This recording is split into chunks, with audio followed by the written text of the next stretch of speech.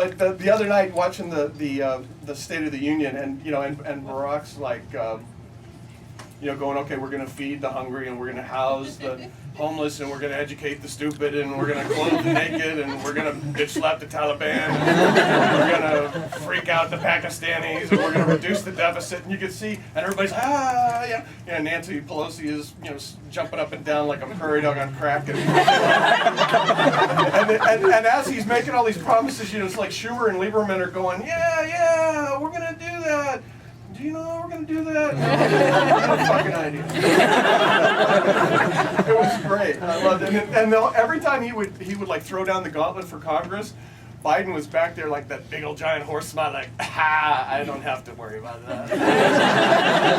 Unless there's a funeral, I'm just taking a nap. I thought it was funny. I don't read in my readings, but to throw you off, I'm going to read something I wrote, I think Monday. I'm not sure what city I was in. But I was on tour, and just so you can't go, well, he never reads, I am. But it's not from the book. I'll get to the thing about the book. So I'm on tour for Fools, staying up way too late signing books and getting up way too early to catch airplanes or do interviews. And today at dawn, housekeeping knocks on my hotel room door to tell me that they don't really need to do anything.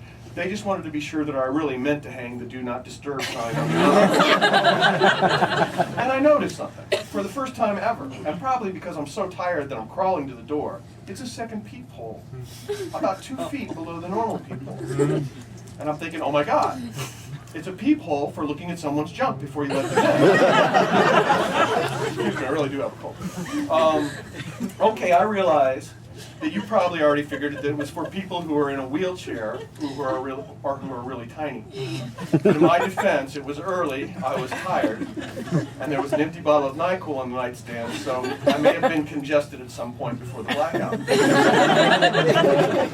Anyway, I wondered if this was installed after one of those embarrassing incidents with a Republican congressman. Saying, no, I swear I thought that hooker was a woman. I really have accepted Jesus and unregulated capitalism as my personal savior. I would never let a guy pound me in the exhaust pipe on purpose. And to prove it, I will not stay in any hotel room that doesn't have a portal for viewing someone's business before letting them in. So this will never, ever happen again.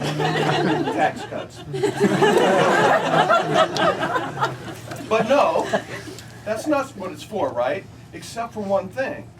Unless the person coming through the door is also in a wheelchair or tiny, they will be looking at your junk. So if you happen to be visiting the ambassador to Burundi, let's say, who I think we all know is 3 feet tall, the first thing he will see when you knock on the door is your eloquently coiffed naughty bits. That is not putting diplomacy first. I found myself dismayed at this revelation. I thought, wow. That could be the reason our diplomatic status around the world has declined so much. Tiny ambassadors looking through the bottom peephole to see Secretary Rice standing there and thinking, oh my God, it looks like you have Don King in a scissor lock. How are you going to fight radical fundamentalism with a picture like that in your head? I'm just saying. But now it's even worse. What if the ambassador of Burundi looks out there to see the new Secretary of State? And instead of thinking that it's the representative of a shining beacon of freedom and human possibility in the world, he says, oh, hi. You must be Brazilian. I'm a little queasy. It's probably the NyQuil. Anyway, my new policy is to just stand to the side and say, who is it? And in the interest of world peace, I am never, ever going to look through the bottom peephole again. Just saying.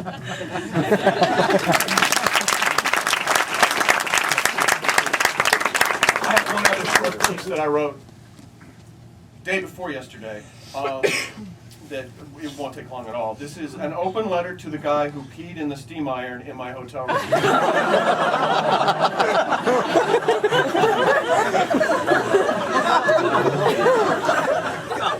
Thanks a lot. I only have 3 shirts with me, and not one smells like whiz.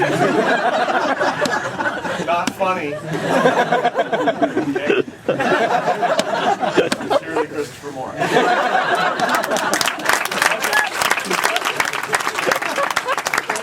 I went to this book in San Francisco called Books by the Bay, and you come out of a big park into a theater that's dark and only has stage lights. And I couldn't really see the audience. There's a crowd about this size. I could just see the tops of their heads with a stage light. And I start to speak, and I hear this voice in the audience go, "You're mumbling!" And I get, and so I'm sorry, and I start again, and obviously, I can be easily thrown because, the 7-second attention span. And then, and I get about 2 sentences in, it's like, "You're mumbling, speak up!" And I thought I was speaking up. And then, so I start again, and I get about 3 sentences in, and she says, "You're just talking into your chest." And all I can see, and I go, "Well, your hat's stupid." Because she had one of those red cowboy hats on that usually comes with 2 chrome guns. And so at that point where I've screamed in front of 300 people, "Well, your hat's stupid," her son commences to wheel her out into the aisle. I yelled at an old lady in a wheelchair. In my defense, her hat was stupid.